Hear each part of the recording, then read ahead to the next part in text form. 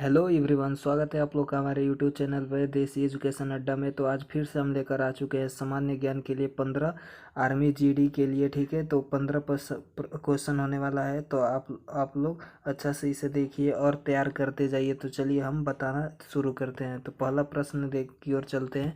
पहला प्रश्न देखिए क्या है होने वाला है। पहला प्रश्न है, ब्राह्मणों पर जजिया कर लगाने वाला दिल्ली सुल्तान कौन था? आप लोग को बताना है। फिरोज, तुगलक की अमीर अमीर खुसरो, या मोहम्मद बिन तुगलक, या बलवन। आप लोग बताइए इसका आंसर क्या होगा। तो चलिए हम बताते हैं। इसका आंसर हो जाएगा फिरोज तुगलक। ठीक है, यह आंसर हो जाएगा, जो कि ऑप्शन ए हो जाएगा राइट। इसको ए सल्तनत युग का अकबर भी कहा जाता है। ठीक है, ऑप्शन ए राइट हो जाएगा। चलिए बी दूसरा नंबर प्रश्न देखिए। दूसरा नंबर क्या है? कालाहारी मरुस्थल किस महाद्वीप में स्थित है? बताना है कालाहारी मरुस्थल कहाँ है। दक्षिण अफ्रीका में है, कि दक्षिण अमेरिका में है, कि एशिया महाद्वीप में है, कि इनमें से कोई नहीं। तो इसका आंसर क्या होगा? आप लोग कमेंट में कमेंट कीजिए। तो चलिए इसका आंसर हम बताते हैं। इसका आंसर हो जाएगा दक्षिण अफ्रीका में। ठीक है, ये दक्षिण अफ्रीका में स्थित है, जो कि महाद्वीप में है, यहीं कालाहारी मरुस्थल।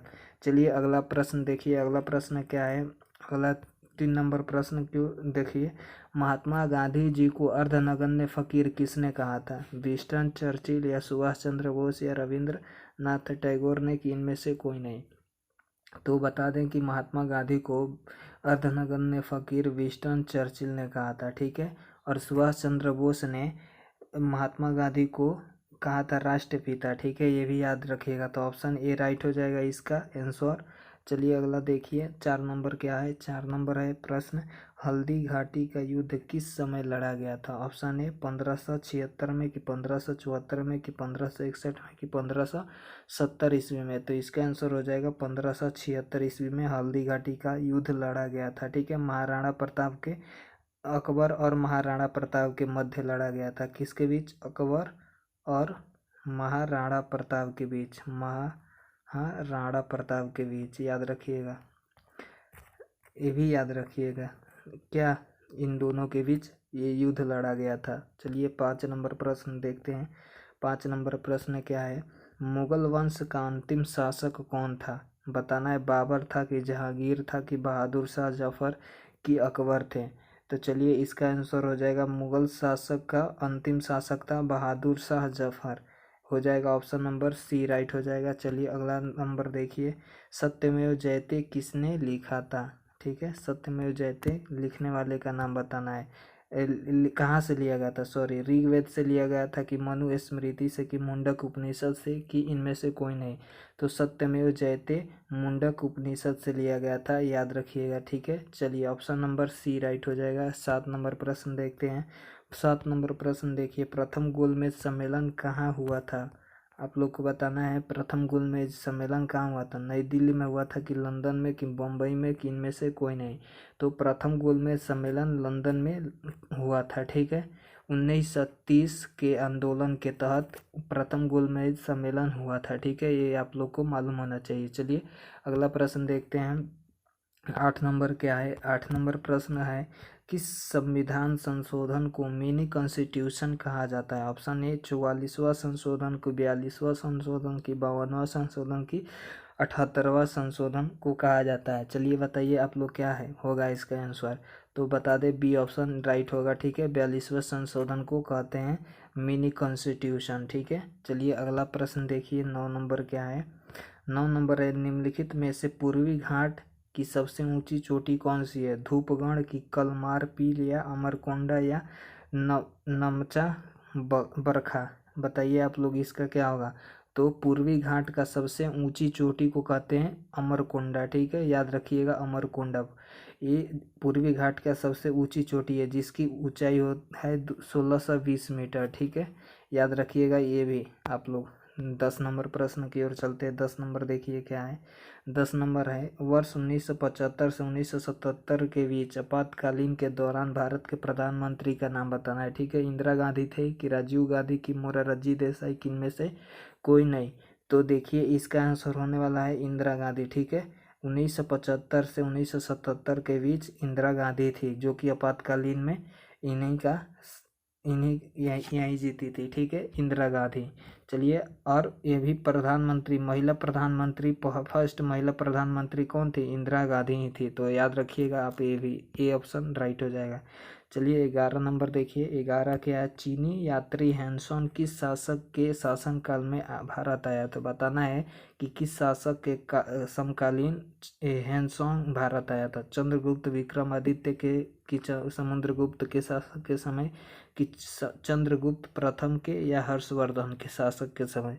तो चीनी यात्री हैंगसॉन हर्षवर्धन के शासन काल में भारत आया था, ठीक है, जो कि भारत में 15 वर्षों तक रहा था, ठीक है। और हैंगसॉन की पुस्तक थी सी यू की, याद रखिएगा, सी यू की, ये भी याद रखिएगा, या आप लोग हिंदी में लिख लीजिएगा, ठीक है, सी यू की। चलिए अगला देखिए, 12 नंबर क्या है? नर्मदा बचाओ आंदोलन किसके नेतृत्व में आरंभ हुआ था? नर्मदा बचाओ आंदोलन बताना है। ऑप्शन ए अरुंधति राय की, या मेघा पाटेकर, या इमरात बाई, या इनमें से कोई नहीं। तो आप लोग बताइए इसका आंसर क्या होगा? तो नर्मदा बचाओ आंदोलन के नेतृत्व की थी मेघा पाटेकर, ठीक है, याद रखिएगा, सरदार सरोवर बांध पे। चलिए अगला देखिए, 13 नंबर। 13 नंबर क्या होने वाला है? 13 नंबर है, अंग्रेजों ने फूट डालो और शासन करो की नीति कब अपनाई थी? ठीक है, 1905 में अपनाई थी, कि 1907 में, कि 1911 में अपनाई थी, कि 1857 में? आप लोग बताइए इसका क्या होगा? तो बता दें हम कि अंग्रेजों ने 1905 ईस्वी में फूट डालो और शासन करो की नीति अपनाई थी, ठीक है, जो जिसके जब भारत में लॉर्ड कर्जन, यानी कि शासक था लॉर्ड कर्जन, ये भी आप लोग को मालूम होना चाहिए, लॉर्ड कर्जन था, जो कि भारत के बंगाल में 2 भागों में बट गया था, ये भी आप लोग को याद रखना है, ठीक है। 1905 के तहत में बंगाल विभाजन हुआ था, ठीक है। 14 नंबर देखिए, राष्ट्रीय खेल दिवस किसके जन्म दिवस पर मनाया जाता है? उधम सिंह 4 अगस्त, या कपिल देव 6 जनवरी को, या मेजर ध्यानचंद 29 अगस्त को, या स्वामी विवेकानंद 12 जनवरी को? तो राष्ट्रीय खेल दिवस किसके जन्मदिन पर मनाया जाता है? आप लोग को बताना है, बताइए क्या होगा? तो हम बता दें कि मेजर ध्यानचंद, जिसे हॉकी का जादूगर भी कहा जाता है, इन्हीं के जन्मदिन पर क्या मनाया जाता है? राष्ट्रीय खेल दिवस मनाया जाता है, याद रखिएगा, option number C, major Dhyanchand 29 अगस्त को। चलिए इस क्लास का, यानी कि प्रैक्टिस सेट का लास्ट हम प्रश्न बताने वाले हैं। तो चलिए देखिए क्या है, विश्व में सर्वाधिक लवणता कहाँ पाया जाता है? बताना है आप लोग को क्या होने वाला है? कैरिबियन सागर, या एनजियन सागर, या अमृत सागर, या वॉन झील? तो आप लोग बताइए इस 4 ऑप्शन में क्या होने वाला है? तो आप लोग बताइए क्या होगा? चलिए इसका आंसर हम बताते हैं, इसका हो जाएगा वॉन झील, ठीक है। विश्व में सर्वाधिक लवणता इसी झील में पाया जाता है, जो कि तुर्की में है वॉन झील, ठीक है, ये भी आप लोग याद रखिएगा, कहाँ है? तुर्की में ये झील है। चलिए इतना ही प्रश्न था, 15 हम बता चुके हैं। तो अगला आप लोगों को ये वाले प्रैक्टिस सेट अच्छा लगा और आप लोग को ये भी तैयार कर लेना है। तो चलिए इसी तरह मिलते हैं अगले वीडियो में, और आप लोग सब्सक्राइब नहीं किए हैं तो सब्सक्राइब कर लीजिएगा प्लीज़। मिलते हैं इसी तरह अगले वीडियो में नेक्स्ट प्रैक्टिस सेट के साथ। तब तक के लिए जय हिंद।